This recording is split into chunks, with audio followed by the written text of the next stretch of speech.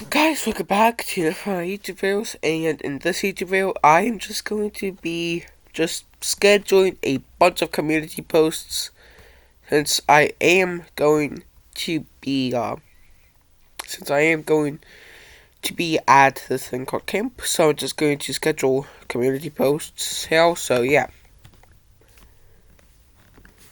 To be seen and interpreted by the user would be through the rings on the front of the console, outside the power button. There are 4 rings, and in normal play, only one of these rings would be lit green to indicate that the console was up and running. But if they turned red, there would be an error. If there was 1 ring, there would be a hardware failure with an error code on screen. If there were 2 rings, the console would be overheating and would need to cool down. If there were 3 rings, and this was the most common, there would be a general hardware error, with 1 or more components failing. This doesn't have an error code. And if there were 4 rings, that means you didn't connect the AV cable, which is funny. Imagine seeing a red ring of death and freaking out only to have it be that you forgot to plug the video cables in. Because of the defective soldering, many launch consoles would show these red rings, and people began to post about them online, thus dubbing them the red rings of death, echoing Windows' blue screen of death. Microsoft can't seem to do anything right, can they? Of course, as time moved on and 360 evolved, the consoles got better. But in later models, the rings didn't exist, and all you had was a single LED. So if that turned red, you'd have no clue what the error was. But nonetheless, the red ring of death is still one of the most infamous game console error screens of all time, thanks in part to the early YouTube comedy.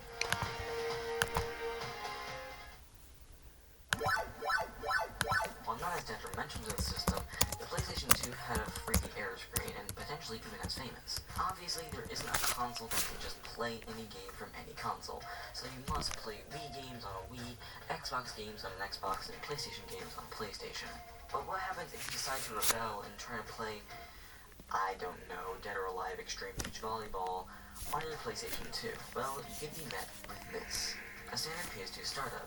And as it moves in and you expect it to fade to nothingness, you get met with a negative sound, red colors, and an ominous message. Please insert a PlayStation or PlayStation 2 format disc. Spooky, I know. Now, not a lot of people might have just randomly stumbled upon this error screen, because generally not a lot of people are going to try and put a PC or Xbox game disc into a PlayStation.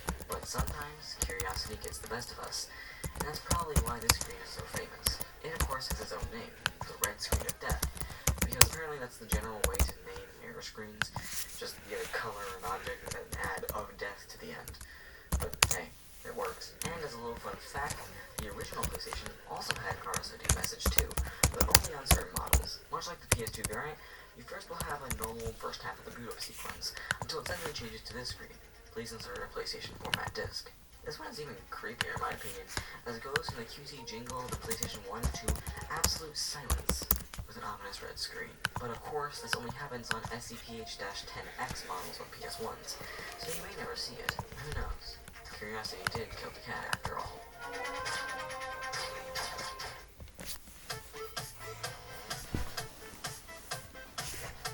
This one isn't really well known, but when I first saw it, it absolutely terrified me. The Wii is such a welcoming system, and that is in part because of how Nintendo marketed the console. It was a family console, a console that you can enjoy alone with friends or even with family. Ever wanted to have a bowling competition with your grandma? Wii was the way, and it was so intuitive that she knew immediately how to play. Motion controls sure were a gimmick, no doubt about that, but the Wii implemented them so well that it became a need. Sure, you're not going to be playing any GTA or COD or DOA XBB on it, but the console itself has so many more fond memories. It was the outlier in the 7th gen console wars, both because of its intuitiveness and as well as its reliability. Unlike the PlayStation 3 or the 360, it actually worked, and people wanted to make games for it. But what happens if something does go wrong? Well, if the system files ever get corrupted, instead of the typical health warning message you would get when you start the Wii, you get this, a black screen with nothing but white text. The system files are corrupted. Please refer to the Wii Operations Manual for help troubleshooting. Imagine starting up your Wii, wanting to play some Wii Sports or New Super Mario Bros. Wii, and you just get met with this screen without warning. That absolutely horrifies me. Although, don't panic too hard, this error screen probably won't ever appear on your Wii anytime soon. But hourly Amazon employees earn an average of over $22 per hour in communities across America. Hey. Oh, I have like if 300. you are a modder, hacker, pure holder or whatever, 400.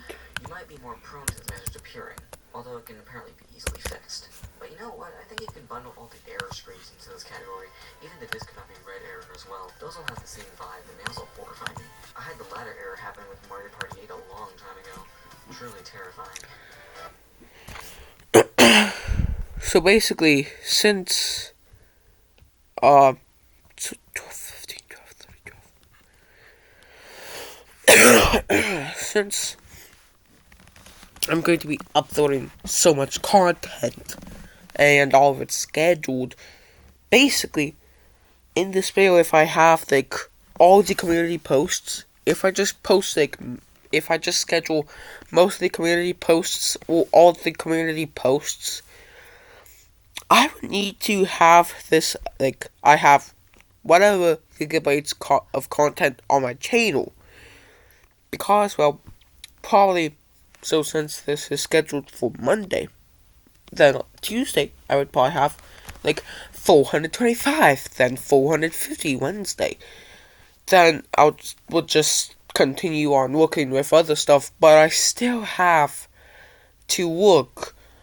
And I still have to I still have to schedule content for Saturday and Sunday for this week. So I would have scheduled content for Monday, Tuesday, Wednesday, Saturday, and then Sunday. So this video is also scheduled, but I'm scheduling community posts. Then I'll just schedule this video. Since I am going to be scheduling videos, and I'm in my dining room right now, so I'm just going to just do this until I am low on battery, or this timer's up, which my battery will probably be low before this timer's up. So yeah, so like 5 hours to just post like 100. Well, this is right now for Monday, Tuesday, and Wednesday, and maybe even I could try to fit in Saturday and Sunday. And if I can, I could do Thursday. And if I have time left after filming a bunch of content, I could still do Friday. So I would have a lot of content on my channel. So yeah. But I don't know. So 1 a.m. for this. None.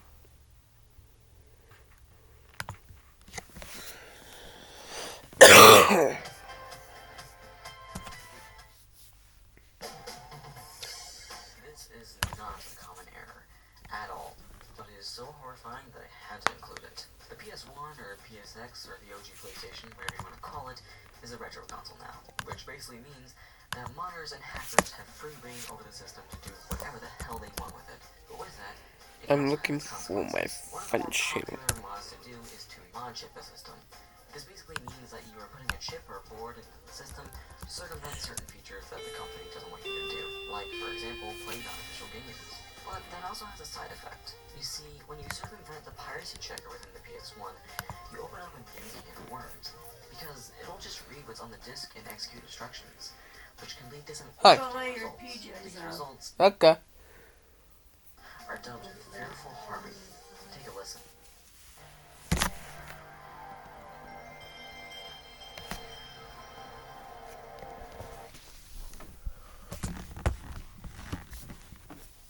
I got an idea.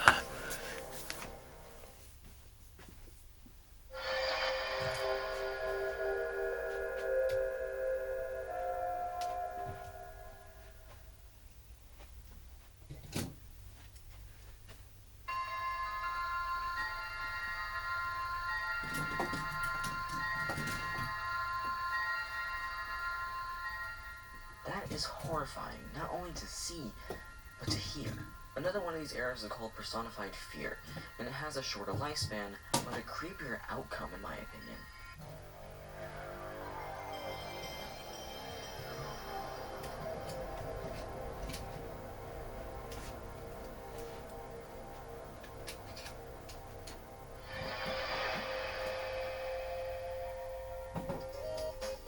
one actually happens with a corrupted BIOS or game disk, so it could be more common, but I've never gotten it to occur. Maybe I just don't have the right model of PS1. Although, to be honest, I don't know if I want to see any of this. I'm grouping these together because they both have the same kind of vibe to me. The Nintendo 64 DD, or disk drive, was one of Nintendo's many failures, but it came with a standalone, somewhat BIOS for the 64. But God forbid something goes wrong. Otherwise, you'll be met with this lovely sound. And by the way, the message just says to look at the instructions booklet. So, yeah, descriptiveness wasn't a necessity for these messages. Apparently, this error code 41 means that the DD, or expansion deck, may not be connected properly, according to a YouTube commenter. And I trust YouTube commenters with my life. In a similar vein, the GameCube had its own little add-on later to its life, the Game Boy Player. This would allow you to play your Game Boy, Game Boy Color, and Game Boy Advance games on the big screen. But again, God forbid you put the disc in and forget to plug in the Game Boy Player itself. Otherwise...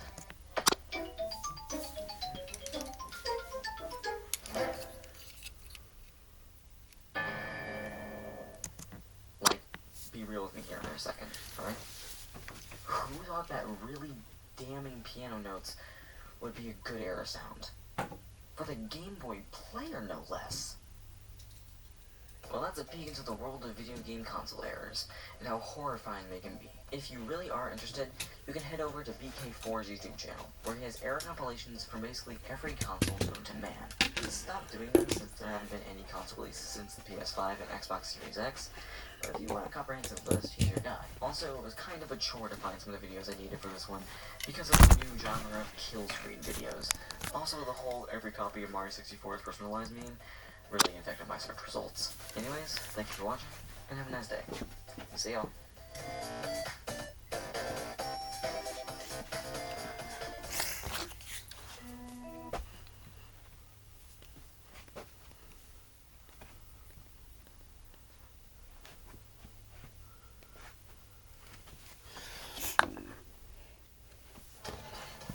Nobody makes meatballs like Nona. The secret? Nuclear energy. Welcome to Palito Bay. Not only is this place home to some of the most corrupt police officers in the country, Palito Bay is one of the most mysterious places in the universe. With the metropolitan city of Los Santos and the desert town of San Jose, Palito Bay makes up the so-called Holy Trinity of towns in Grand Theft Auto 5. Unlike the first two though, Palito Bay has yet to have an exact location of where exactly the town is settled. While Los Santos is clearly based off of Los Angeles, and Sandy Shores is a small town on the coast of the real-life Salton Sea, where on the western coast of the US is then Palito Bay. That is a question that has bothered a large part of the GTA community ever since the game released. And well, I think in this video we actually have received the final and definitive answer to the question, where is Palito Bay supposed to be? To start off, Palito Bay has throughout the game been criminally underutilized. Despite it being a similarly sized town with Sandy Shores, then unlike Sandy, none of the storyline characters ever lived or were even somewhat related to the place. The only time that the town was used in the story was during the Plain County Savings Bank heist.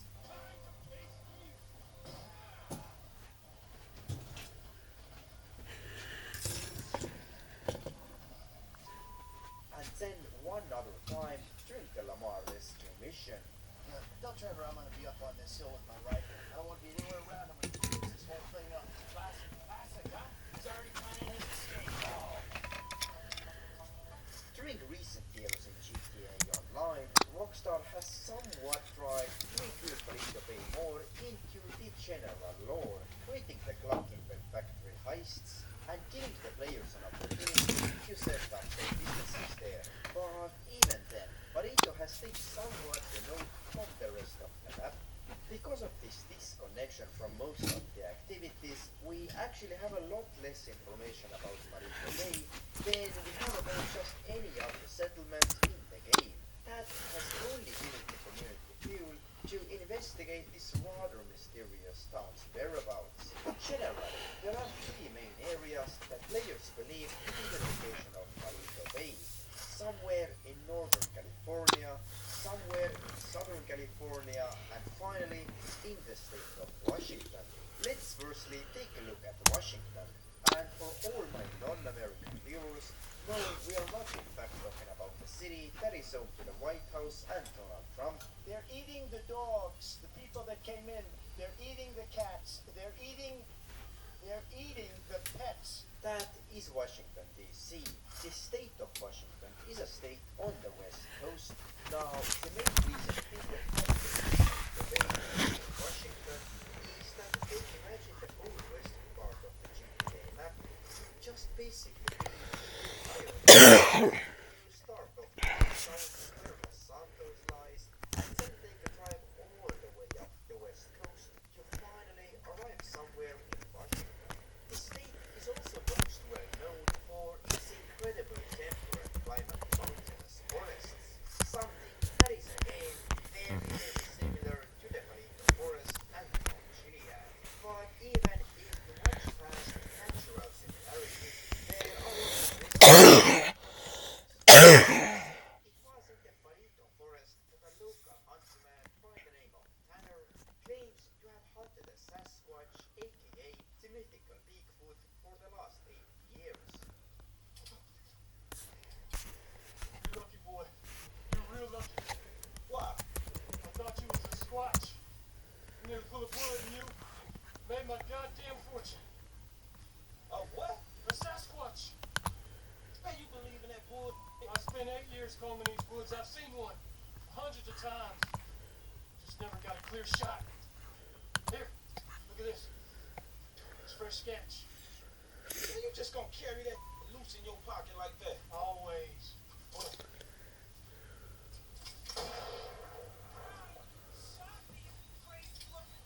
Bam!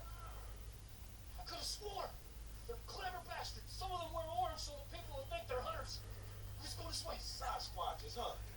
Now, if you Google where Bigfoot sightings have occurred, they are most often seen in the Pacific Northwestern Range, specifically in the forests of the Washington state. However, this theory falls apart really quickly if we take into account the setting of Grand Theft Auto 5. The game takes place in a state called San Andreas, and that fictional state is a direct in-game version of the state of California. Palito Bay, being part of the Bay County, also falls into the area. So we come to our next two options.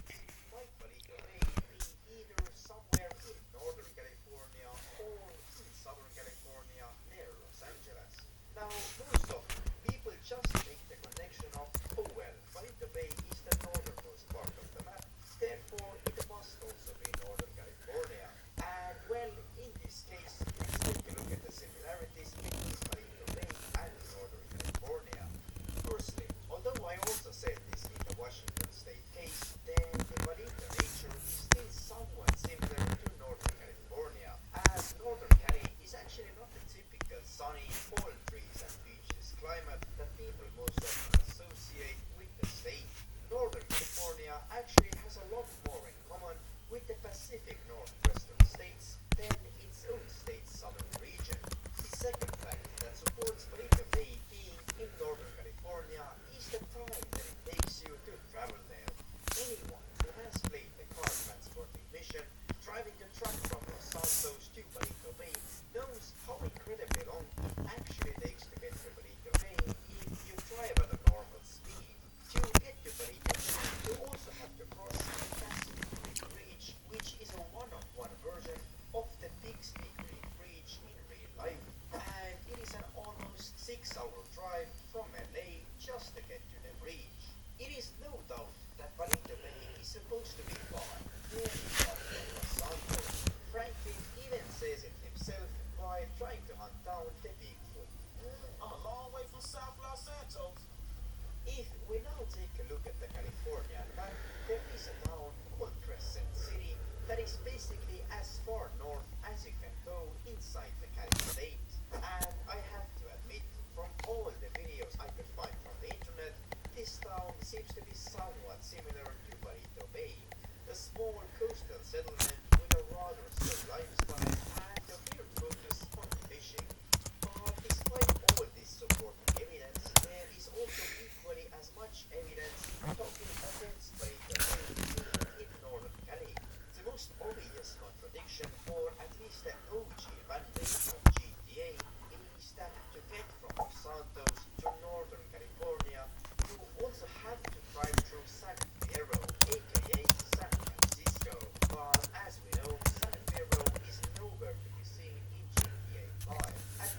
I don't mean that San Andreas doesn't exist in GTA 5, which it most likely not due to San Andreas aircrafts landing in the LSIA, not to mention Lester directly talking about San Andreas in the Tuesday heist.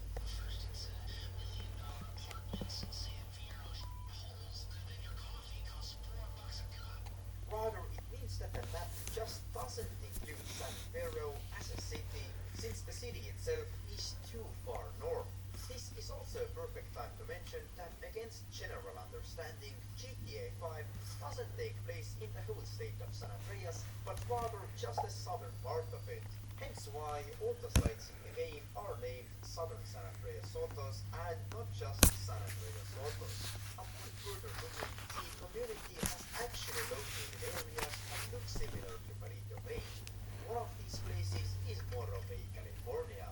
Now, Morro Bay is by far what most people believe to be the real-life counterpart of Bonito Bay, and I have to admit there is a good reason for it. While most small coastal towns in California are, for a non-Californian, basically all the same, and Bonito Bay and Morro Bay both have a very distinctive land body on their beach, and that is the weirdly humongous rock that both towns seem to share. The populations of both towns are also somewhat similar, with Bonito Bay having just over 4,000 people and Morro Bay. What are you doing tonight? Novocaine is now streaming on Paramount Plus. It's a rush of fun. Let the magic happen. That is so good. Novocaine, rated R, now streaming on Paramount Plus. New Mountain Dew Mango Rush is a delicious kick of mango flavor, and you can only get it in Little Caesars because of our mango.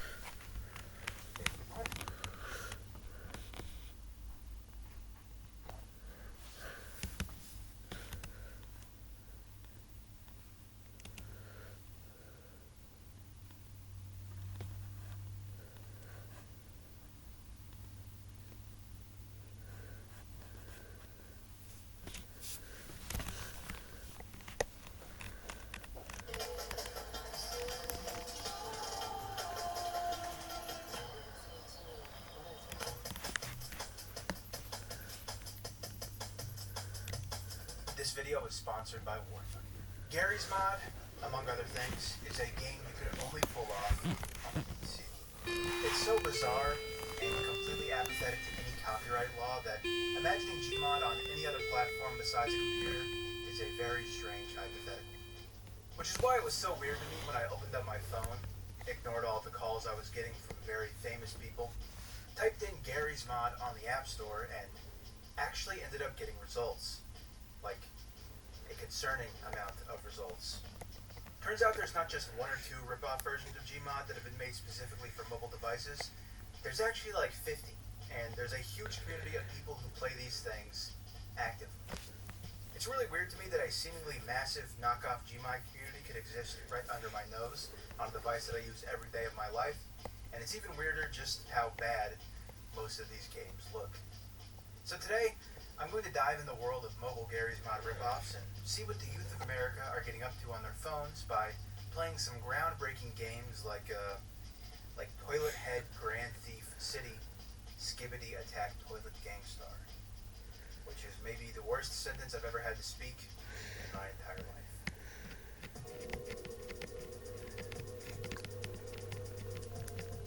Now, I'm not a phone racist or anything, and I respect all mobile phone platforms, but I do think it's just a little bit weirder to imagine a Gmod ripoff on the iPhone than it is on the Android. Apple products have this facade of professionalism to them, so juxtaposing that with something nutty like bootleg Gmod is a very funny image, I think. So I started off with this Gmod ripoff for iPhone that's just called Gary's Mod. I don't really know how they got away with this, and I don't think my boy Gary Newman authorized this at all. So I am very much looking forward to this video being used as evidence in the lawsuit that is sure to come. First off, the only map you had access to was one called Playground, which was very obviously just GM Flatgrass, and Big City, the back rooms, the room, and DD Dust from Counter-Strike were all locked behind some sort of Battle Pass paywall thing. We had 2 Counter-Strike Source player models, some Star Wars fellas, and a couple of those Freddy Fazbear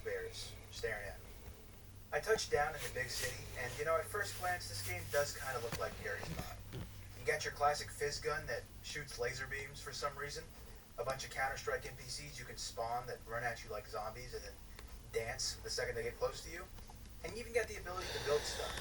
If you manage to build something with one single wall that faces the same direction, no matter what. The ability to spawn weapons is totally vacant in this game, and they instead have been replaced by Grand Theft Auto style weapon pickups that are littered all over the map.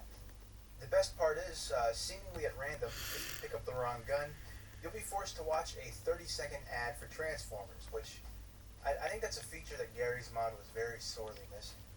I'm not sure if words can properly describe how bad it makes me feel to see a classic map like Big City covered in weapon pickups that force you to watch ads, but I have to say it is not good. Speaking of defiling GM Big City, for whatever reason there's just a giant white wall sitting in the middle of the map, lodged between the World Trade Center. I don't know why this is here, or what it could possibly mean, but I'm choosing to believe this is a very clear anti-American political statement. This game honestly barely had any of Gmod's actual features in it, and pretty much everything you could do in this game was just filler to distract you from the real main course, which was spawning a bunch of skibbity toilets and shooting at them with your weird-ass Fortnite gun. I would like to say that I didn't enjoy a single moment of playing this game, but that would be a lie. Because towards the end of my time on GM Big City, I spawned in a bunch of camera head guys and made them fight a bunch of different German 985s. It was pretty funny because they would just kick Germa's ass every single time, but I got too ahead of myself and I spawned in 2 mini Germas, which killed the camera head guys, after which they started to come for me. Luckily, I was saved just in the nick of time by being served a 30-second ad for Minecraft mods. This game sucked really bad, but the one redeeming feature that it had is that you could not only pick up NPCs with a fizz gun, but that doing so would cause them to start dancing all around, all stupid-like, forever. I spawned in a bunch of Counter-Strike terrorists and sentenced them to an existence of dancing inside a shitty mobile Gmod ripoff for the rest of eternity, which I think is a pretty fitting end for a no-good terrorist. The next ripoff was called R Sandbox, and this one was interesting because it not only advertised the default Gmod sandbox experience, but also claimed to have game modes like TTT. Frankly, nothing sounds more fun to me than mass RDMing a lobby full of mobile TTT players. This game, at the very least, had sort of GM construct, which puts it just a touch above the last one in my opinion. But it also doesn't have a single-player mode, which means that if you want to play the game at all, you're going to be stuck in a lobby full of small Russian children. The poorly made construct gave me hope that this game would at least be serviceable, but to be honest with you, it somehow ended up being even worse than the last one. Pretty much all you could do was spawn in like 900 generic building blocks, but considering you were forced to play with rowdy Russian youth, good luck building anything. I recorded almost an hour of gameplay of this game, but when I look back at the footage, it all just blends together. I'm pretty sure that I was not lucid for a single moment while playing this game, and if I had to sum up my experience, I'd say it feels a lot like I wasted 1 hour of my life. I had hoped that the Trouble in Terrorist Town servers would at least be chock full of people whose day I could ruin, but it turns out of the 2 servers being hosted, not a single one worked, and all you could do was fly around this bootleg-ass map. Before we move on, though, let's talk about the amazing sponsor of the video.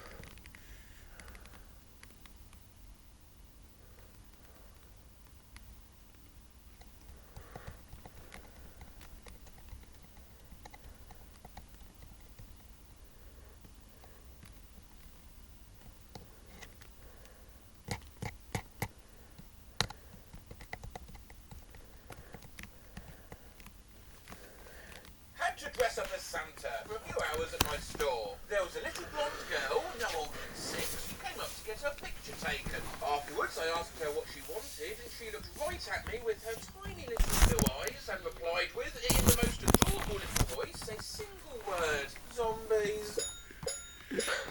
I worked as a manager for an amusement park. Last weekend, I had a child write one specific thing on his wish list: lasagna. A little boy asked me if he could get Cristiano Ronaldo for Christmas. The real one. My friend was a mall Santa, and one day he was sick, so he had me fill in. Honestly, there were a lot of kids asking for weird things, but this one kid looked me in the eye and asked for a bushel of dead squirrels. He was probably 6 years old. Didn't even know how he used the word bushel.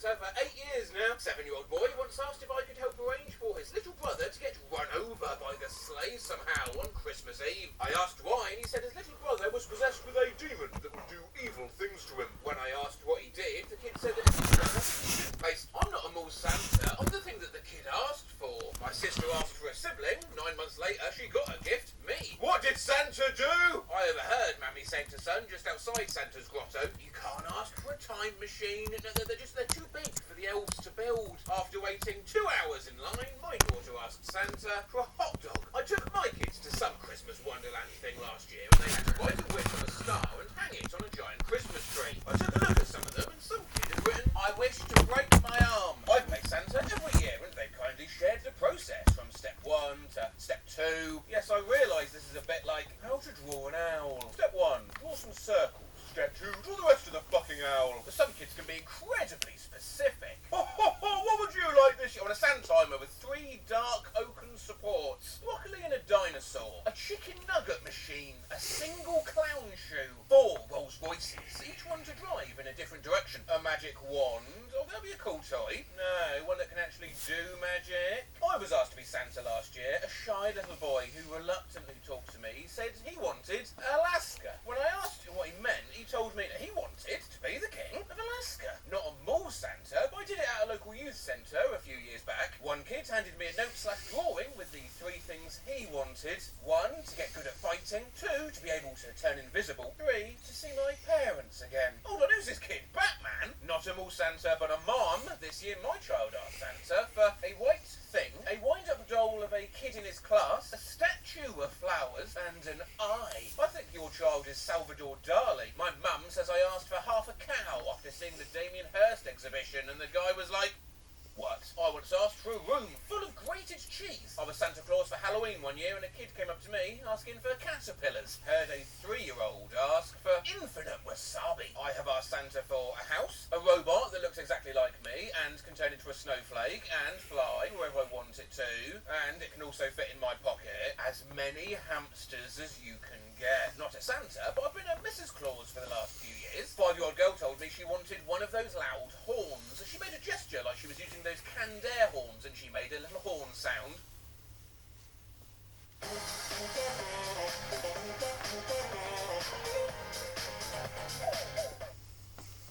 Conservative Matt Wolford, an experienced fighter Republicans can count on. Vote Wolford for Commonwealth Court.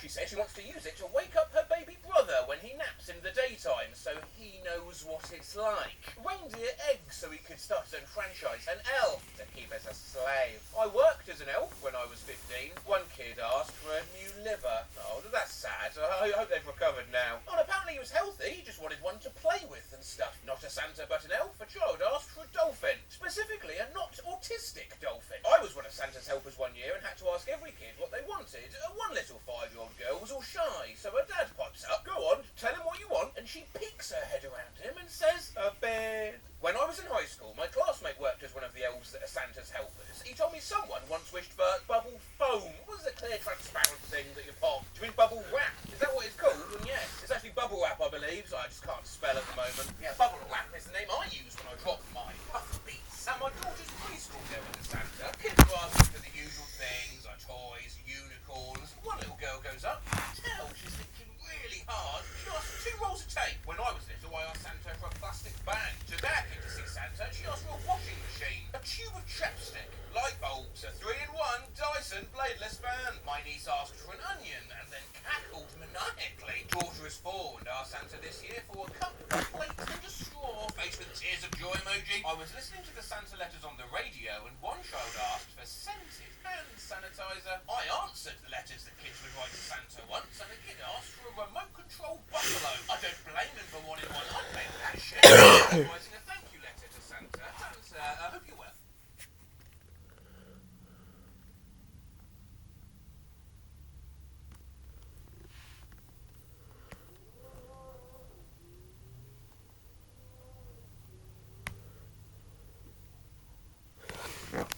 Wonder what that thing was. That just like went by or something.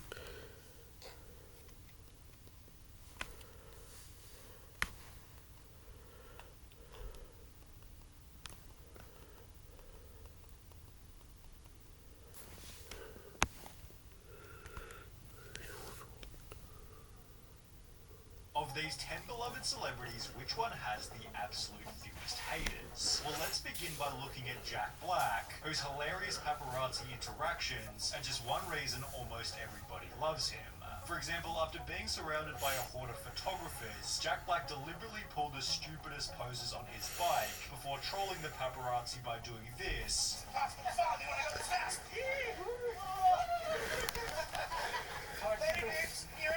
which was a similar response to when he was ambushed by a single photographer. So, any new projects we should know about, sir?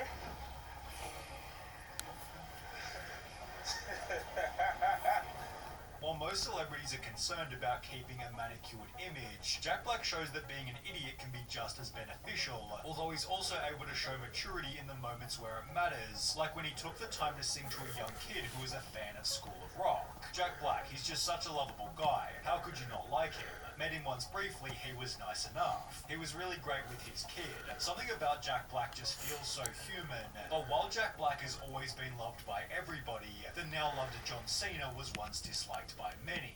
As the face of the WWE for roughly 15 years, people have said about him, I hated him when he was being shoved down our throats by Vince, while a Sportster article claimed he was disliked for being overpushed. This had only been done, however, because he was too perfect. He maintains a clean image outside of WWE and is a perfect role model for kids who form a big part of WWE's fan base, and he carried the company on his back through and through for over 15 years. He was a reliable name for WWE during that time, not to mention he learned one of the world's hardest languages just to further the company's presence. WWE has really never been able to penetrate China, so I figured if one of WWE's top superstars could bridge the language barrier, maybe we can get some relevancy over there. On top of this, John Cena holds the world record for granting 650 wishes through Make-A-Wish, which is especially crazy given no other figure has granted more than 200 wishes. When you experience something like the reward of a Make-A-Wish, if you're not moved, I don't know if you have a beating heart. How can haters hate on him? He's a good guy with a kind heart, Cena, you're the man.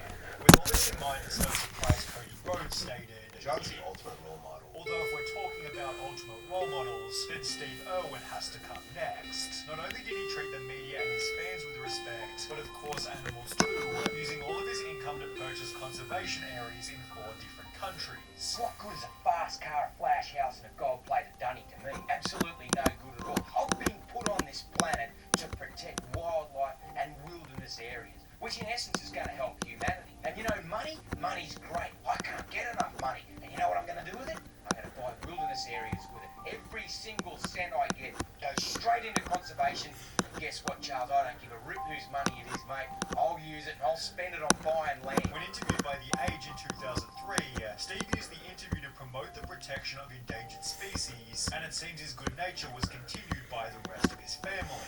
I never met Steve, but met the rest of the family when they were filming on Morton Island. Great bunch, friendly, approachable, so knowledgeable and willing to have a chat. Won us all over and were more than happy to join us for a drink in the evening. Steve Irwin was so kind toward animals that even after being killed by stingray, fans have stated, I'm still a firm believer that Steve would have been like, Cricket, I'm so sorry Stingray, I didn't mean to scare you. You were just defending yourself and I was in your space. Gosh, what a beauty. Admittedly, there are people who don't like Steve because he kept animals locked in his zoo, although finding a reason to hate Terry Crews is a much more difficult mission. In fact, when you Google Terry Crews in the media, all you'll find is articles like 19 reasons why Terry Crews is a gift to the world, and 9 of the biggest reasons to love Terry Crews, both of which, like Jack Black, citing Terry Crews' less than serious nature. For example, he does the exact same jump at every red carpet event, although there's another Terry Crews meme that's a whole lot better. Daniel the Goat wrote on Twitter, I keep this pic of Terry Crews in my wallet so I can see it when I'm about to waste money on things I don't need, lol, which Terry realized was a pretty good idea. I keep this pic of myself in my wallet so I can see it when I'm about to waste money on things I don't need, lol, although the reason Terry Crews is ideal for the photo is because he's also incredibly disciplined. In a Reddit AMA he explained, I spend almost 2 hours a day working out, and it's therefore no surprise he's built such a crazy physique, which has helped him to land some of Hollywood's most lovable roles, like Cheeseburger Eddie and Latrell Spencer from White Chicks. Terry Crews has also maintained his marriage for almost 35 years, which is a great indicator of likability, given Tom Hanks has done the same. In fact, the only time Tom Hanks ever got angry in public was when somebody bumped into his wife exposed for behaving badly on film sets. Only the person who exposed him was Tom Hanks himself. Not everybody is at their best every single day on a motion picture set, the two-time Oscar winner said. I've had tough days trying to be a professional where my life has been falling apart in more ways than one, and the requirement for me that day is to be funny, charming and loving, and it's the last way I feel. Despite often feeling frazzled, Tom Hanks appears legendary in almost every role. However, even then his movies are often hated, well, again by Tom Hanks himself. Okay, let's admit this. We have all seen movies that we hate. I've been in some movies that I hate. You have seen some of my movies and you hate them, with Tom's honesty about his bad moments only making him even more likable. In fact, the only location you might find a Tom Hanks hater is r/unpopular opinion, where one user responded, "Upvote to the realest unpopular opinion I've ever seen on this sub. Well done, you absolute psychopath." Although nothing would be more psychopathic than despising Bob Ross, who was not only loved for his extremely wholesome persona, but also for inspiring millions to become artists themselves. Bob's show brought me so much joy, peace and encouragement as a child. It was one of the reasons I started painting. I remember buying my first painting set and painting along to one of his episodes. I eventually realised that his style of painting was not for me, but his warm heart and gentle encouragement is something that I will never forget. In fact, every time I make mistakes in one of my paintings, I hear him saying, "We don't make mistakes, just happy little accidents." This follows Bob Ross's other philosophy that being different is not bad or good, it just is. And in case this wasn't wholesome enough, Bob Ross donated around 1,200 paintings, which was sold to help with fundraisers, while he refused to be paid by PBS for his show, and instead gave all 403 episodes to the TV network for free. Although with one single article about Bob Ross once being difficult to work with, it seems Weird Al Yankovic's legacy might be even cleaner. His genuinely funny songs had the advantage of being part of everybody's childhood, and while his interviews already show that he's a super awesome guy, those who have met him in real life say he's even cooler. For example, Patton Oswalt once said that Weird Al is the lone exception to the phrase "never meet your heroes," while Kurt Cobain literally said he knew Nirvana had made it when Weird Al called him to get permission to parody Smells Like Teen Spirit. This is because Weird Al personally reaches out to each artist before he parodies them, not because it's required by law, but instead out of respect. Even then, Weird Al pays royalties to those he chooses to parody, which in turn makes him loved by other artists, except for Coolio or Weird Al Yankovic's one and only hater. After Weird Al parodied Gangsta's Paradise by instead making Amish Paradise, Coolio hated the song and chose to slam Weird Al on a different track, thus starting their feud. The two eventually squashed their beef 10 years later in 2006, with Weird Al's one and only public feud, placing him lower than James Buckley.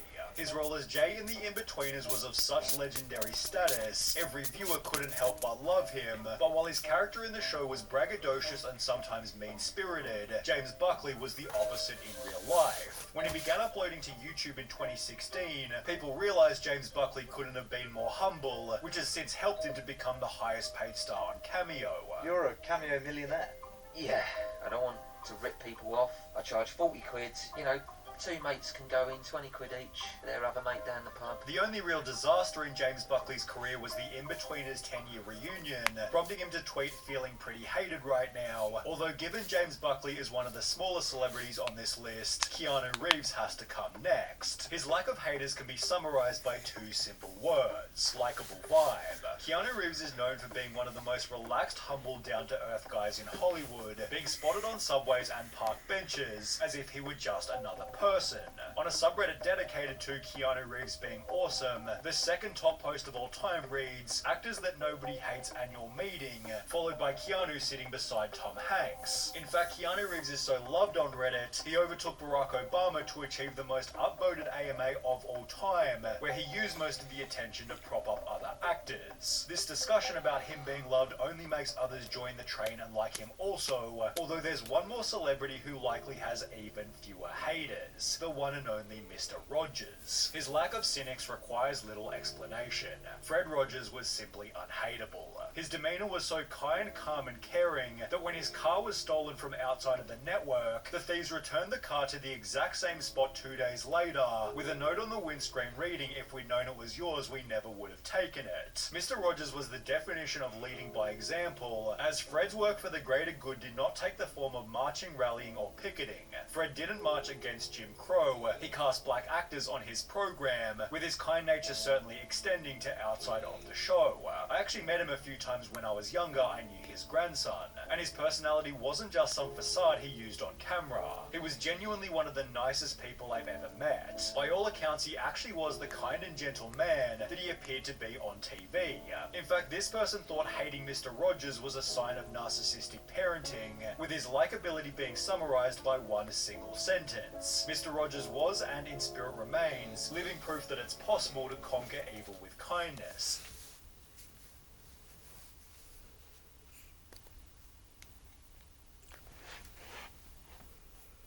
Out of every celebrity we'll cover in this video, there are a few who have fixed their life like Robert Downey Jr. Between 1996 and 2001, he was arrested on 6 separate occasions for some crazy different reasons. By this point, he'd already been a famous actor for roughly 10 years, although this didn't stop a judge from giving him 3 years in prison. Upon release, he managed to land a single TV show role, which he was then fired from after police arrested him again, this time for walking around LA under the influence without any shoes on. Given this also resulted in Robert Downey Jr.'s divorce, it's no surprise he'd state it was my lowest point in terms of addictions. At that stage, I didn't care whether or not I ever acted again, although thankfully this didn't happen. It appeared on Oprah stating, "You know what, I don't think I can continue doing this." And I reached out for help and I ran with it. It's not that difficult to overcome these seemingly ghastly problems. What's hard is to decide. Although with his reputation in the dumps, the only role he could land was in an Elton John music video, and when he did return to the big screen a full 2 years later, producers withheld 40% of Robert Downey Jr.'s income to ensure he wouldn't relapse midway through filming. Only 7 years after being released from prison, Robert Downey Jr. was cast as Tony Stark in Iron Man, which grossed almost $600 million at the box office and paved his way for the 7 Marvel movies, although Samuel L. Jackson's turnaround might be even cooler. He'd met his alcoholic father only 2 times in his life, and having grown up in a broken home, it's no surprise that Samuel L. Jackson became an alcoholic himself. In his early 20s, he was booted from 2 plays on Broadway for his substance abuse problems, and by his early 40s, he was still an unknown actor with no money and a heroin problem. Samuel L. Jackson finally attended rehab at the age of 43, and amazingly, only 1 week after doing so, he'd star in a movie called Jungle Fever, which just so happened to be his major breakout role. Once I got clean, everything kind of changed. The correlation between my career changing and me getting straight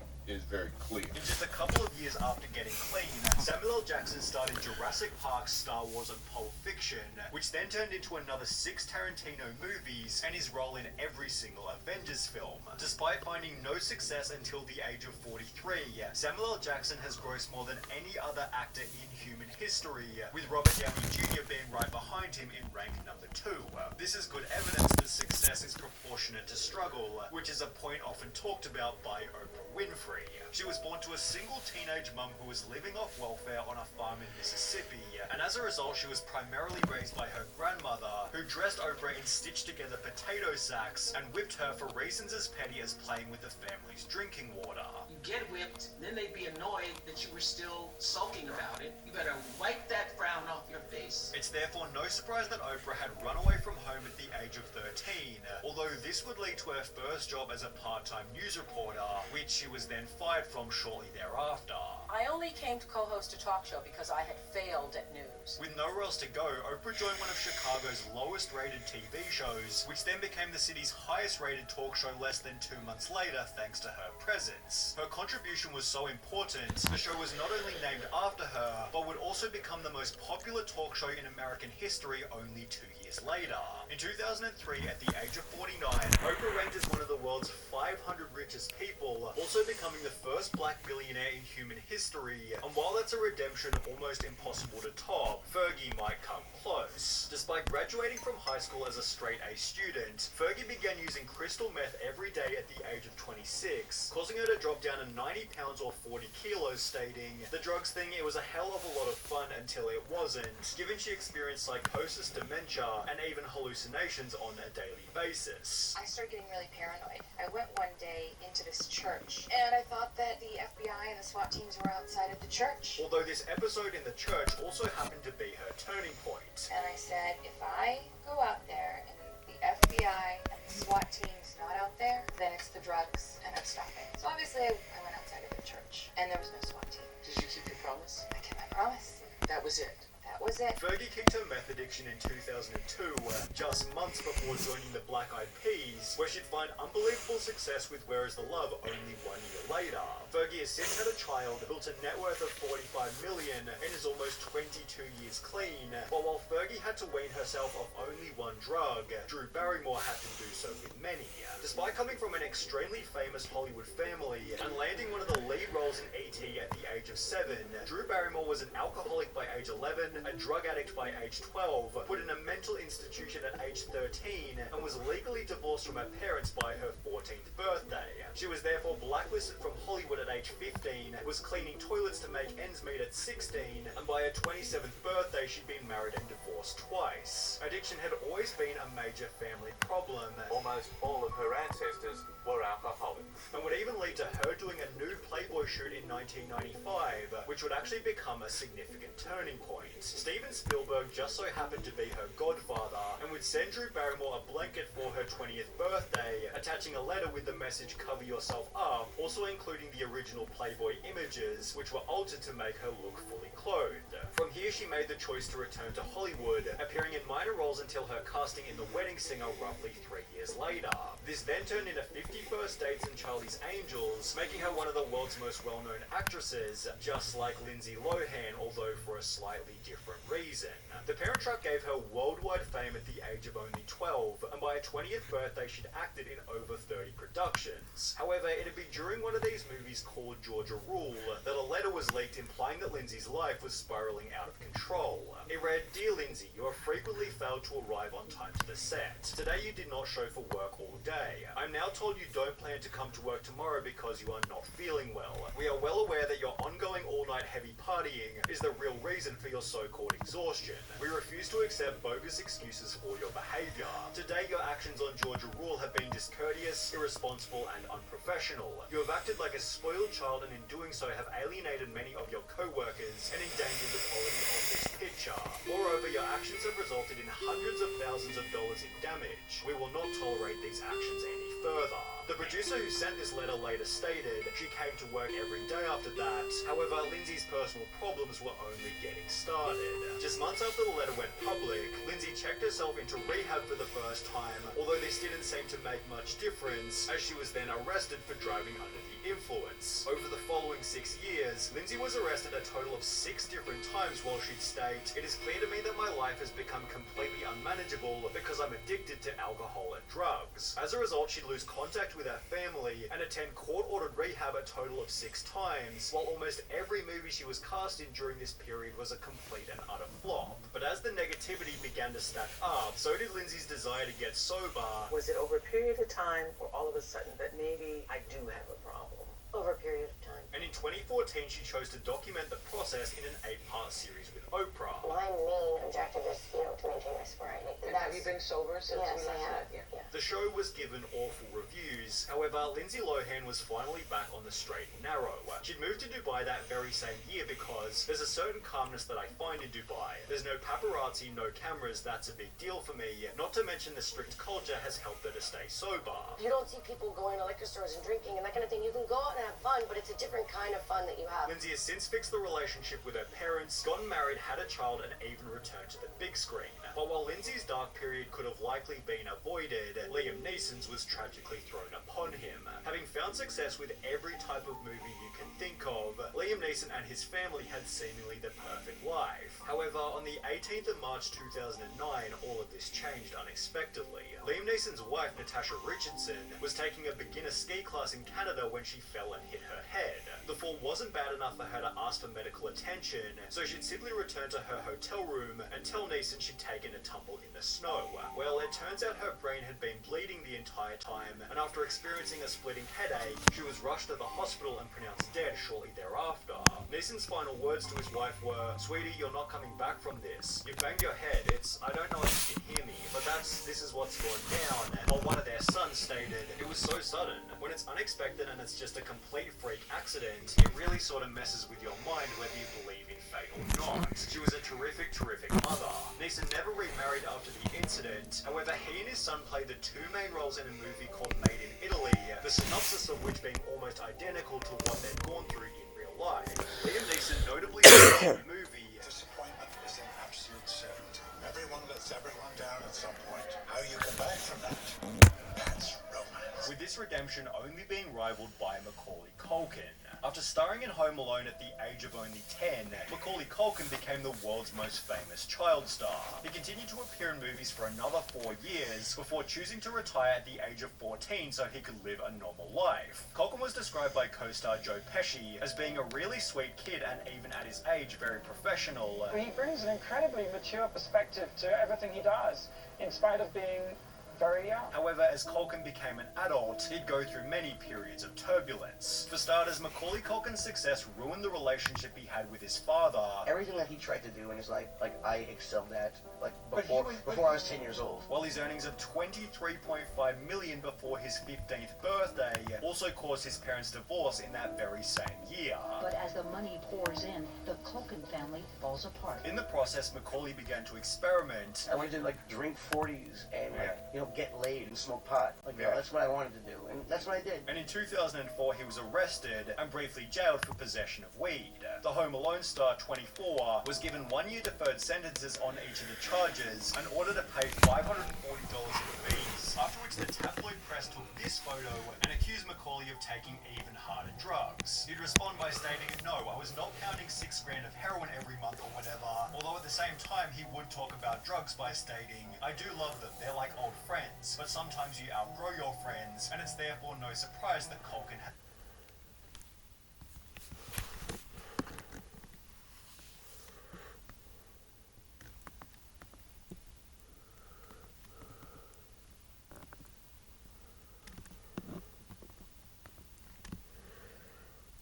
Okay, can we... I'm scared. Can we please stop watching? Oh,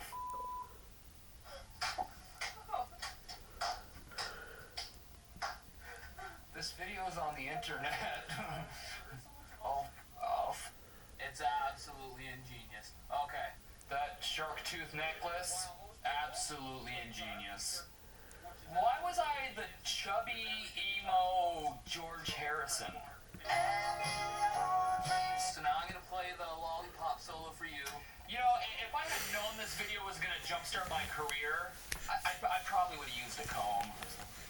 Yeah, so I decided to go green screen today because I'm sure you guys are sick and tired of seeing the same background over and over again, so there you go. Saints Go Marching In, my first video ever.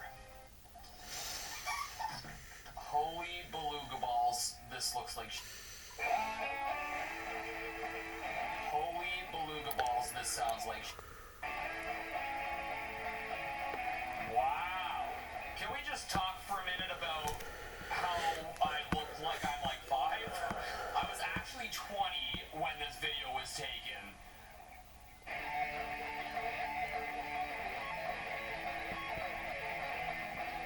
That was pretty smooth, I guess. Too bad I took a dump yesterday that had more pixels than this. What have I always told you guys? Never react to your own videos with the full push! And that's where Manscaped has me covered. Because you want to be waking up your neighbors when you're trimming your lawn. Sorry neighbor, just trimming the hedges. My favorite feature is the LED.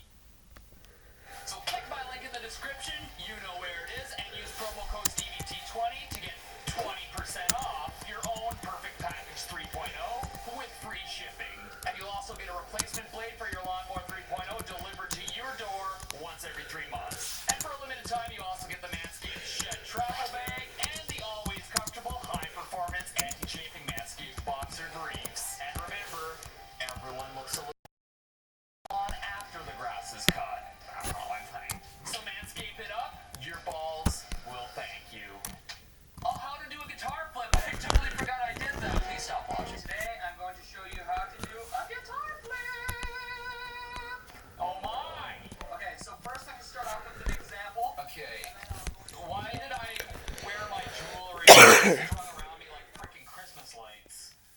Who was I impressing? No women. You know, I'm leaving a negative comment.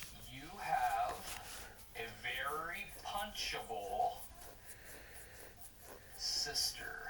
And now I will show it in fast motion. Things to keep in mind when doing a guitar flip. Don't use Les Pauls or any heavy guitars. Won't work. Won't work. Won't work. This was around the time I just started acting like an idiot because my guitar videos weren't getting any views, so I just stopped caring. Very obviously.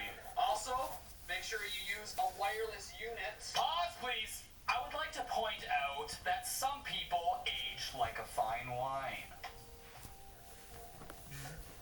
So I'm thinking by the time I'm 80, I should look like Brad Pitt. And in 5 years, I should be a solid Seth Rogen or something. Okay, that's all for today.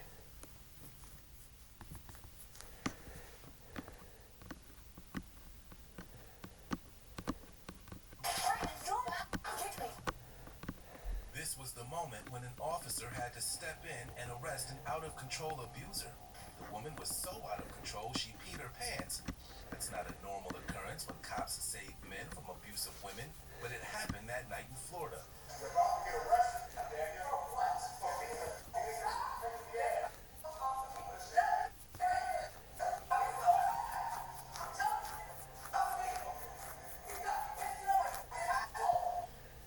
It's also not normal for a woman to attack her partner with a baseball bat, but we'll show you that too.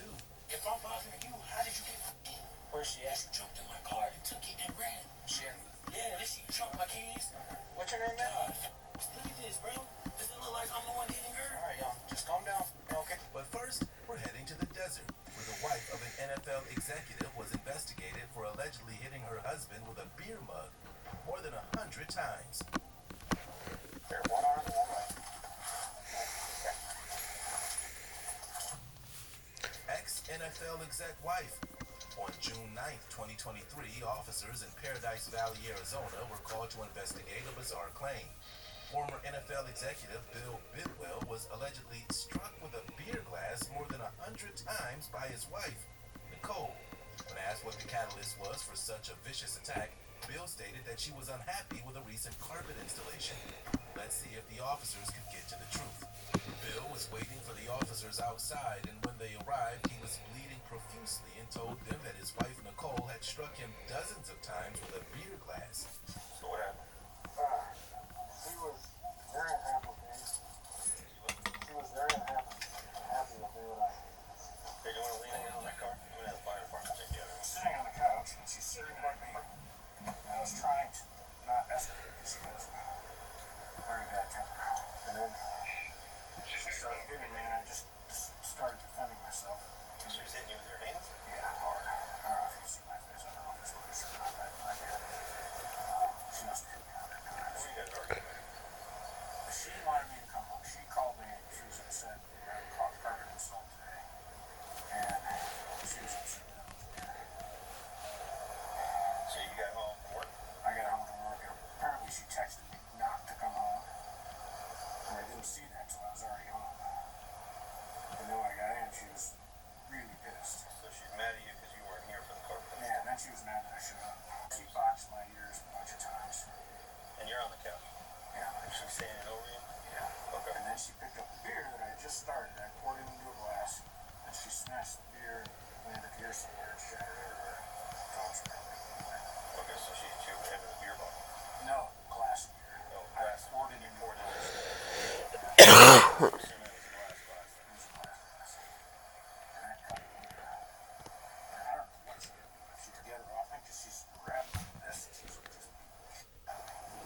Unbeknownst to me, there was a piece of glass that was attached to my foot, so it was in my shoes, so it looked like, and it took 5 minutes to me to get out of the closet. She was just trying to trap me in there. After they made sure Bill was in stable condition, they made their way towards the home and found Nicole spread across the hood of a black Cadillac parked in the driveway. When she was asked to identify herself and provide her date of birth, she refused and said she didn't have to because her daughter was a lawyer and she was on her way to the house. My dad is coming over. Alright, let's go ahead and step on down. Let's get off the car. I just don't feel like it right now. I'm sorry. I'm so excited.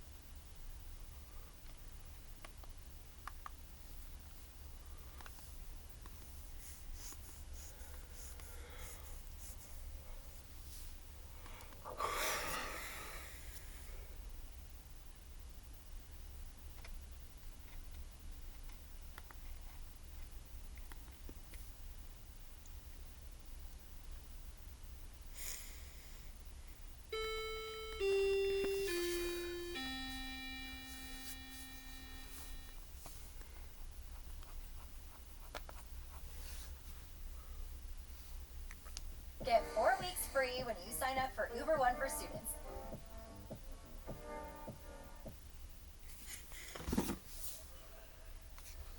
Wondering if you could use your FSA for that? At FSA store... A son's video game addiction Me alone! crosses the line. Who do you think you're talking to? Video games. We all love them. Some love them too much. You don't love them too much, do you? Today in Dr. Phil versus Gamer Boy. Don't pretend you're better than this kid. I know we've all been there. Alright, well, let's check it out. He gets what he wants by bullying us and terrorizing his house. Well, it's going to be the end of this YouTube video, and bye.